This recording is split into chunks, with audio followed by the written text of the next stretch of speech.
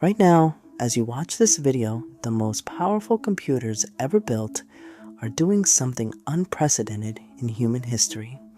They're teaching themselves to think. They're learning to do things that, until very recently, only humans could do, and they're getting better.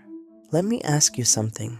When you think about the future of AI, what do you imagine? Maybe you think of assistants that make our lives easier, medical breakthroughs that cure diseases, scientific discoveries that push humanity forward.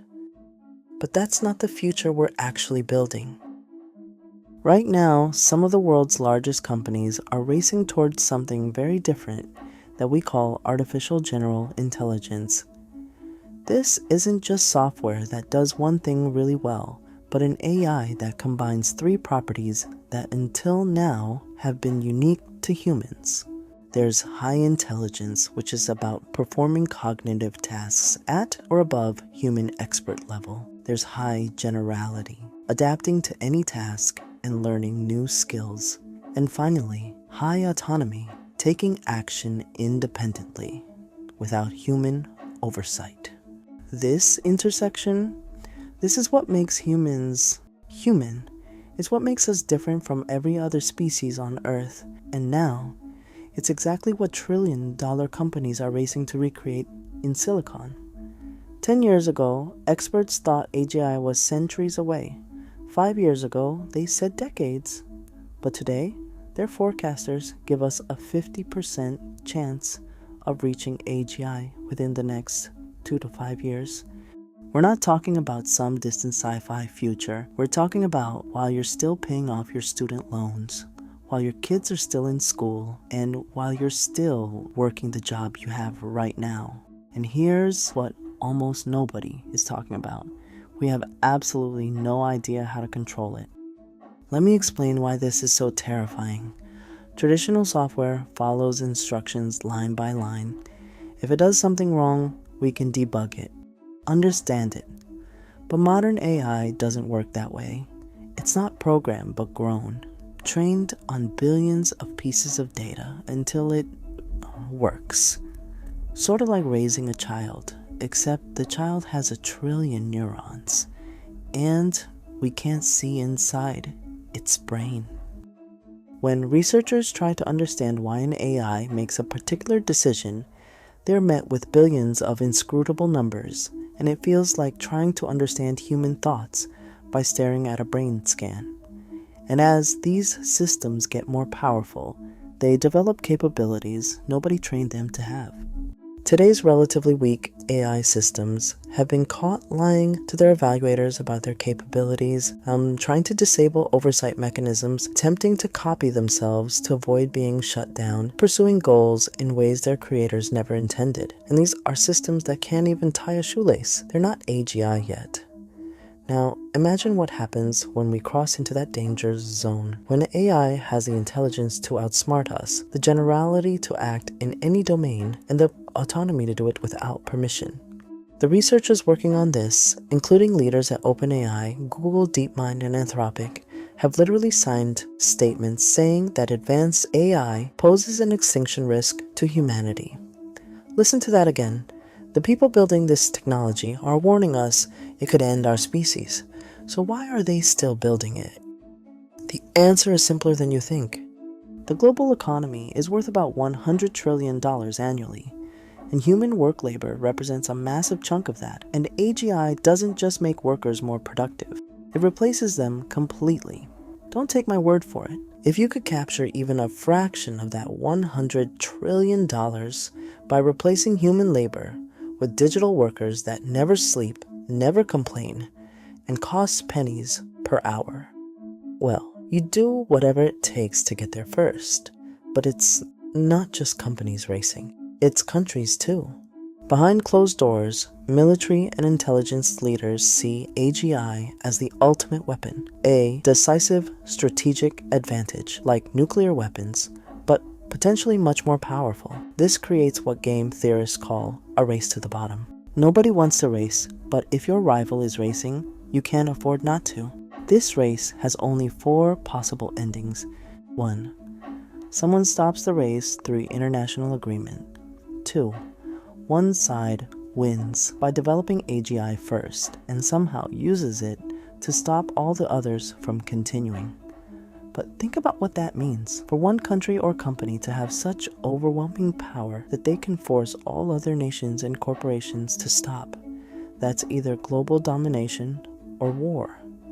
3.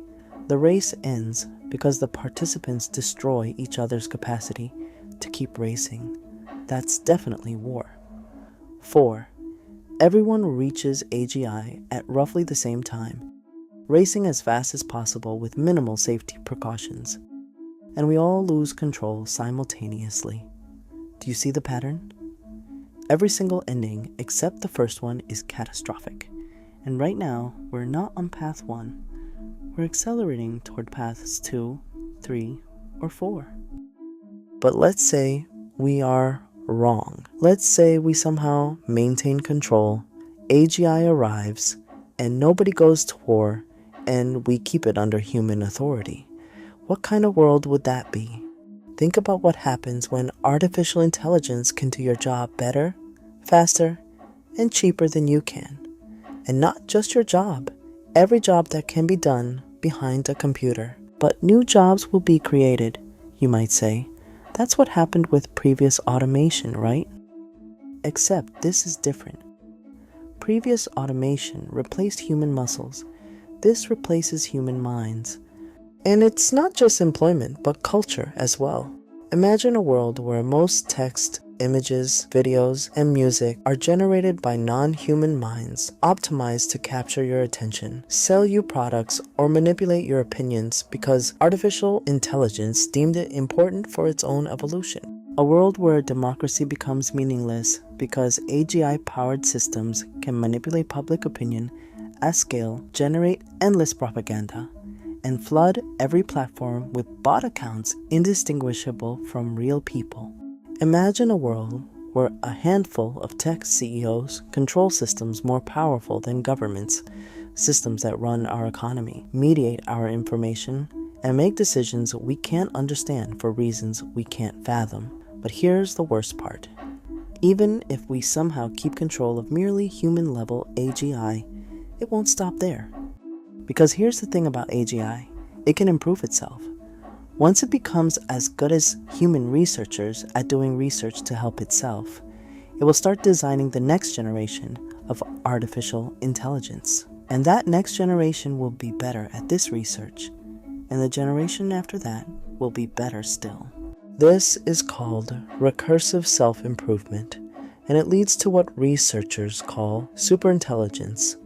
Imagine something that thinks hundreds of times faster than you, can hold entire libraries in active memory, and run millions of experiments simultaneously. It never gets tired, never gets distracted, and never stops improving. And now imagine trying to control it. There's a principle in control theory called Ashby's law. Any control system must be at least as complex as the system it's trying to control. A fern cannot control a human.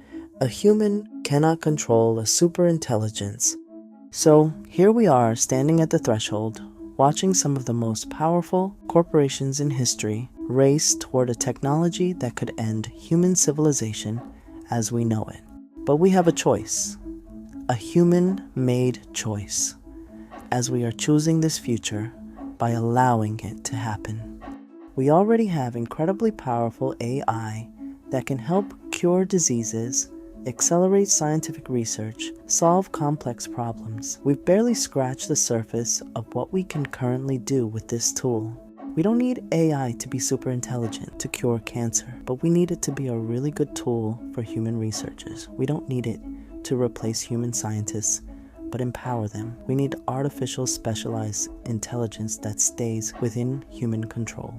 And there are some plans devised to make this work. First, we track and limit the computational power used to train AI systems. With the most dangerous AI requiring massive computing clusters, we can monitor and restrict these through hardware controls and international agreements. Second, we implement strong liability frameworks. Companies that develop dangerous AI face strict liability for any harms caused. This creates market incentives to build safer, more controllable systems. Third, we establish tiered safety regulations. The more powerful and autonomous a system is, the more rigorous the safety requirements before it can be developed. And fourth, we build international agreements between major powers to enforce these limits globally. Is this easy? No. But it's possible. The supply chain is incredibly concentrated. Just a handful of companies worldwide. That makes enforcement actually feasible in ways it wouldn't be for something like software. The alternative is rolling the dice on human extinction. Imagine a different future. A future where artificial intelligence remains a powerful tool, but a tool nonetheless. Or where it assists doctors but doesn't replace them, helps teachers but doesn't automate education, and accelerates research, but humans still ask the questions. A future where AI makes you more effective at your job instead of obsolete, where it helps you learn faster, think clearer, create better. A future where we use AI to solve coordination problems, improve democratic processes, combat misinformation, and strengthen human institutions rather than replace them. A future where we develop intelligent assistants that are genuinely loyal to users and work for you, not for the corporation that made them, protecting your privacy instead of surveilling you, and help you resist manipulation instead of enabling it. That reduces drudgery without creating mass unemployment. That solves problems without creating bigger ones. That empowers individuals without concentrating power in a few hands. We can choose to build tool artificial intelligence instead of replacement artificial intelligence. We can choose safety over speed. We can choose human control over absolute capability. But we have to actually make that choice. And we have to make it soon. 40,000 years ago, humans shared the Earth with other intelligent species. We don't share the Earth with them anymore. Now we're about to create a new intelligence, one that's not biological but digital, one that could be far more powerful than us. And we have to decide, do we create our successors? Do we build the species that replaces us? Or do we say no? We say, the future belongs to humanity. We close the gates. We keep AI within boundaries we can control. We build tools that empower us rather than replace us. The race to AGI is happening right now. The clock is ticking, but we still have time to change course. We still have time to close the gates. We still have time to keep the future human. The question is, will we?